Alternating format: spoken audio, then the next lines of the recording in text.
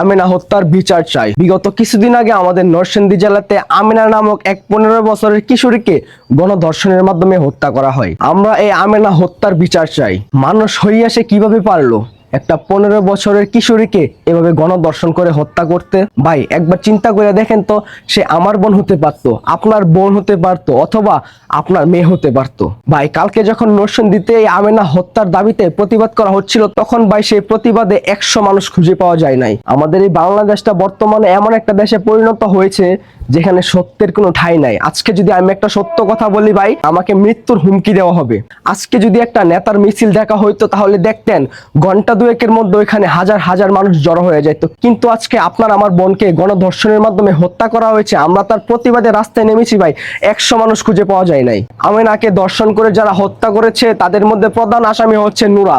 নুরাকে arrest করা হয়েছে এবং আজকে সেই নুরাকে আদালতে তোলা হবে এবং আদালতের কাঠগড়ায় দাঁড়া করানো হবে। যদি এই আসামিদের পক্ষে যদি কেউ সাক্ষী দেন, তাহলে আমরা নরসিংদীবাসী মিলে আপনাদের বিচার করব। আমি লাউড এন্ড ক্লিয়ারলি বলতে চাই, এই আমেনা হত্যার বিচার চাই। আমেনাকে যারা হত্যা করেছে তাদের ফাঁসি হোক। এটা শুধু আমার চাওয়া না, পুরো নরসিংদী জেলার মানুষের চাওয়া। আমেনারা হত্যা করেছে তাদের সকলের ফাঁসি হোক। 2 দিন পর পর আমাদের কাছ থেকে আমাদের ভাই বোনদের কেড়ে নিয়ে যাচ্ছেন। একদিন আসিয়া, একদিন হাদি ভাই, আজকে আমেনা।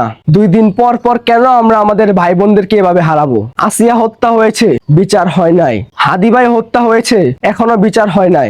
আজকে আমাদের নরসিংদী জেলাতে এই 15 বছরের কিশোরী আমেনা হত্যা হয়েছে। আমরা সবাই চাই, আমরা নরসিংদীবাসী চাই আমেনা হত্যাকারীদের ফাঁসি হোক।